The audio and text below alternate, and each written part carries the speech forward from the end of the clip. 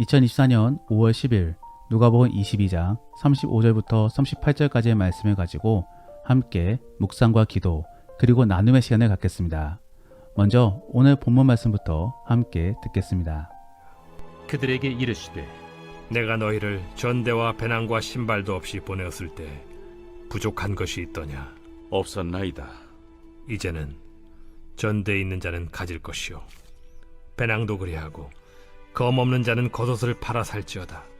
내가 너에게 말하노니 기록된 바 그는 불법자의 동류로 여김을 받았다 한 말이 내게 이루어져야 하리니 내게 관한 일이 이루어져 감이니라. 주여 보소서, 여기 검 둘이 있나이다. 족하다. 성찬 이후로 예수님의 말씀은 갈수록 비장해지고 있습니다. 왜냐하면 예수님은 곧 제자들로부터 떠나실 것이기 때문입니다. 그리고 제자들에게 지상교회를 맡기실 것이기 때문에 예수님은 더 강하게 말씀하실 필요가 있었던 것입니다. 이제 그들은 예수님이 가셨던 길을 따라가게 될 것이며 또 그 예수님이 겪으셨던 어려움들을 그들도 겪게 될 것입니다. 그러므로 예수님께서는 제자들에게 자신이 가고 있는 길에 대하여 가벼이 여기지 말라라고 당부하고 계신 것입니다.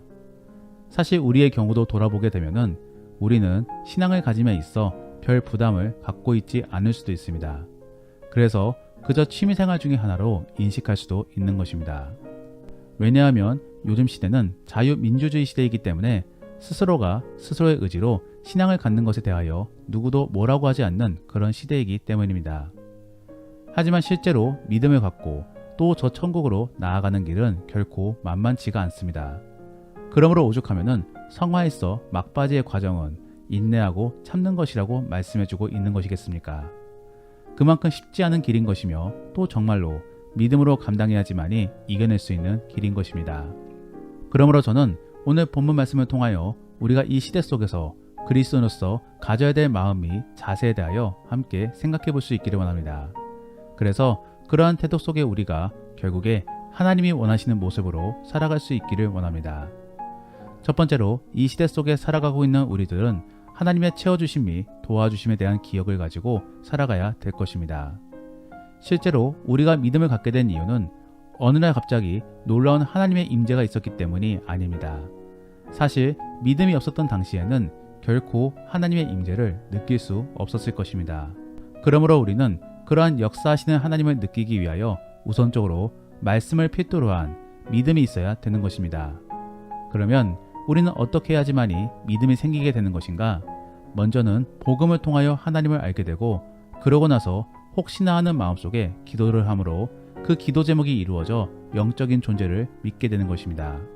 더불어 그러한 상황 속에 회복도 경험할 수 있게 되는 것입니다. 우리는 이러한 상황들을 말씀에 비춰 해석함으로 하나님이 일하셨음을 깨달을 수 있습니다. 그래서 그때부터 하나님에 대해 인정할 수 있게 되는 것이며 또 믿을 수 있게 되는 것입니다. 결국 우리는 믿음을 갖기 위해 말씀과 함께 경험이 필요한 것입니다. 그리고 오늘 본문에서도 예수님께서는 제자들에게 그러한 경험을 떠올리게 만들어주고 계신 것입니다.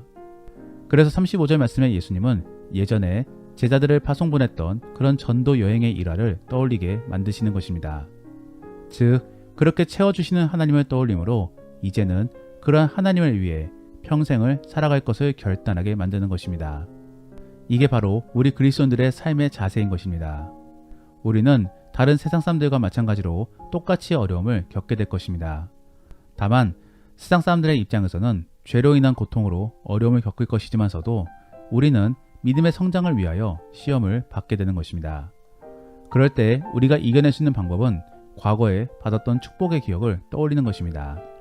그래서 언제나 변하지 않는 하나님을 믿으며 또다시 회복과 함께 더한 축복을 줄 것을 기대하는 것입니다. 그러므로 성경에서는 믿음의 처짐이 있을 때 언제나 이와 비슷한 해결책을 알려주고 있습니다. 즉 과거에 받았던 축복을 떠올리라 라는 것입니다. 만일 떠올리지 못한다 라고 한다면 우리 안에는 가짜 믿음이 있거나 혹은 너무나 하나님과 멀리 떨어져 있을 수도 있는 것입니다. 그럴 때에는 다시 회복의 경험을 가져야 되는 것입니다. 그러므로 하나님께 간구하시기를 바랍니다. 단순히 자기의 욕심 때문에 기도 제목이 이루어지기를 원하는 것이 아닌 하나님을 분명하게 믿기 위하여 필요함을 강조하시기를 바랍니다. 그리고 기도 속에서 정말로 기도 제목이 이루어졌을 때 어떻게 행동할지도 계속적으로 상상해 보시기를 바랍니다. 그러한 모습 속에 다시 하나님의 역사하심을 발견함으로 그러한 기억 속에 신앙생활을 잘 감당할 수 있기를 원합니다. 그러한 모습들이 바로 우리 그리스도인들이 가져야 될 지혜로운 신앙생활의 모습인 것입니다. 두 번째로 이 시대 속에 살아가는 우리들이 가져야 될 자세는 어려움이 곧 다가올 것을 예측하며 미리 대비하고 있어야 되는 것입니다. 그러므로 예수님께서는 곧 찾아올 어려움에 대해 미리 경고해주고 계십니다. 그래서 미리 전대를 챙겨놓고 있으며 또 배낭이나 혹은 가능하다라고 한다면은 칼도 준비해두고 있으라 라고 전해주고 있는 것입니다. 이것은 앞선 전도 여행 때의 상황과 다른 상황이 아닌 것입니다. 더불어 하나님의 능력도 사라지는 것이 아닌 것이지요. 다만 여기서 예수님이 강조하시고자 하는 말씀은 어려움이 찾아오고 있으니 대비하고 있으라 라는 것입니다. 우리는 결코 하나님만 믿으며 무방비하게 있어서는 안 되는 것입니다. 물론 하나님이 회복도 시켜주시며 또 채워주시겠지만서도 또 우리에게 시험을 주심으로 우리의 믿음을 굳건하게 만들어주실 것임을 기억해야 되는 것입니다. 그러므로 우리를 광야로 내모시는 것입니다. 우리에게 만일 하나님에 대한 지식과 함께 미래를 바라볼 수 있는 지혜가 있다라고 한다면 이제는 대비할 수 있어야 되는 것입니다. 그리고 그러한 대비를 위해 하나님께서는 우리에게 능력을 부여해주고 계신 것입니다. 사랑하는 성도 여러분, 우리의 믿음 성장에 있어 우리가 가지고 있는 믿음을 현재 속도로 비유해 본다라고 한다면 하나님의 도우심은 가속도인 것입니다. 그러므로 우리의 믿음이 0이라고 한다면 아무리 하나님이 도와주신다라고 할지라도 결코 성장할 수가 없는 것입니다.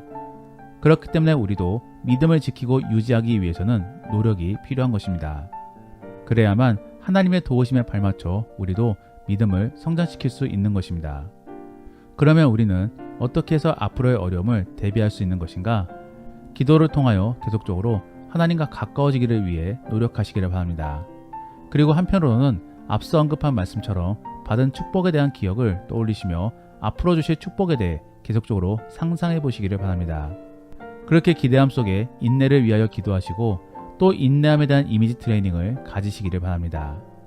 그래서 다가오는 어려움에 대해 믿음으로 이겨내시고 또 견뎌내므로 결국에 믿음의 성장 및 주가 원하시는 일들을 감당할 수 있기를 원합니다. 마지막으로 이 시대 속에 살아가고 있는 우리들이 가져야 될 자세는 하나님의 뜻에 대하여 바르게 이해하고자 하는 그런 마음과 자세가 필요한 것입니다. 오늘 본문에서는 예수님이 제자들에게 필요하다라고 한다면은 칼이라도 갖고 있어라 라고 말씀해주고 계십니다. 그러면서 37절 말씀에서는 결국 내가 범죄자 취급을 받아야지만이 될 것이다 라고 말씀해주고 계시는 것입니다. 여기에 대해 제자들은 예수님이 모함을 받아 위험한 일이 있을 수 있다라고 생각하고 있는 것 같습니다. 그러므로 제자들은 예수님께 칼 2자루를 주고 있는 것이지요. 여기에 대해 예수님은 족하다라고 말씀하시면서 더 이상 말을 하고 있지 않으십니다. 즉 말의 의미를 깨닫지 못하니 더 이상 말하지 못하겠다라고 반응하고 계신 것입니다. 예수님의 입장에서는 얼마나 답답하셨겠습니까? 소기에 경외있기의 심정이었을 것입니다. 그런데 당시의 제자들에게 있어서는 아직 성령을 받지 못한 상태였습니다. 그러므로 그럴 수도 있는 것이지요. 하지만 오늘날의 우리들은 어떻습니까? 우리는 이미 성령을 받은 상태입니다. 그러므로 언제든지 성령의 조명에 따라 말씀을 깨닫고 또 주의 뜻을 깨달을 수 있는 상황인 것입니다. 그럼에도 불구하고 아무것도 깨닫지 못하고 그저 아둔하게 살아간다라고 한다면은 우리를 바라보시는 하나님의 심정은 어떠하겠습니까? 그러므로 사랑하는 성도 여러분, 경건생활을 잘 감당하시기를 바랍니다. 기도를 통하여 영적 민감도를 높이고 또 말씀을 통하여 주의 뜻을 찾아가시기를 바랍니다. 그리고 믿음의 동역자들과 교제를 통하여 하나님의 뜻을 더 깊이 헤아려 볼 수 있기를 원합니다. 경건생활은 시간 많은 그리스도인들이나 혹은 심심풀이도 감당해야 되는 것이 아닙니다. 모든 그리스도인들이 주의 뜻대로 살아가고자 반드시 감당해야 하는 그런 필요 행동 양식인 것입니다. 우리는 말씀을 들음에 있어 항상 주의 뜻대로 살아가겠다라고 고백하며 결단을 합니다. 그러면 과연 어떻게 해서 주의 뜻을 파악할 수 있습니까? 흔히들 말하는 직통계시로 주의 뜻을 파악하고자 하시는 것입니까? 결국 경험적으로도 잘 아시겠지만서도 그러한 직통계시는 잘 들리지 않습니다. 오히려 잘 들리는 것이 더욱더 이상할 수도 있습니다. 왜냐하면 이미 하나님의 말씀은 성경 말씀으로 충분히 주어졌기 때문입니다. 그렇기 때문에 우리는 경건생활 속에서 주의 뜻을 찾아내고자 노력해야 되는 것입니다. 기도나 말씀을 통해 주의 감동을 찾아내야 되는 것이며 또 믿음의 교제를 통하여 더욱더 주의 뜻을 분별하고자 노력해야 되는 것입니다. 그렇게 계속적으로 주의 뜻을 찾아내고자 민감하게 고민해 보시고 또 냉철하게 분석함으로써 결국에 주의 뜻을 찾고 또 주의 뜻에 순종할 수 있는 우리가 될 수 있기를 원합니다. 말씀을 정리합니다. 예수님이 승천하심으로 눈에 보이는 하나님이 없는 이 세상 속에서 우리들은 믿음이 흔들리지 않기 위하여 노력해야 될 것인데 그 중에 첫 번째 자세는 받은 은혜의 기억을 계속적으로 떠올려야 되는 것입니다. 그러므로 앞으로도 받게 될 그런 은혜에 대하여 기대하는 삶을 살아야 되는 것입니다. 그리고 두 번째로는 앞으로도 계속적으로 하나님 섭리와 뜻 가운데 어려움이나 시험이 찾아오게 될 것인데 그러한 상황에 대하여 미리 대비함으로 잘 대응하고 또 잘 인내해야 될 것입니다. 그러므로 결국에 믿음의 성장을 이뤄낼 수 있기를 원합니다. 그리고 마지막으로는 주의 뜻을 잘 깨닫고자 노력해야 될 것입니다. 결국 그러하기 위해 필요한 것은 경건생활입니다. 그러므로 그런 경건생활들을 잘 감당함으로 주의 뜻을 바르게 깨닫고 또 그대로 순종할 수 있는 복된 그리고 가치 있는 우리 성도들이 될 수 있기를 원합니다. 기도하겠습니다. 우리가 오늘 말씀을 생각하시며 함께 기도하기 원하는 것은 하나님, 우리가 은혜 받은 기억을 떠올릴 수 있게 하여 주옵소서. 그래서 또다시 은혜 받을 것을 기대하며 온전히 주님만을 의지할 수 있게 하여 주옵소서. 그리고 경건생활을 잘 감당할 수 있기를 원합니다. 그래서 찾아오는 어려움에 대해서 믿음으로 그리고 지혜롭게 감당하게 하시고 또 그를 통해 더욱더 믿음의 성장을 이뤄낼 수 있게 도와달라고 함께 기도하겠습니다. 더불어 오늘 본문 말씀을 가지고 믿음의 나눔이나 혹은 가정 예배를 드린다라고 하신다면은 하나님께 받은 은혜의 기억이나 혹은 하나님의 살아계심을 경험한 기억이 있다라고 한다면은 한번 나누어 보시기를 바랍니다.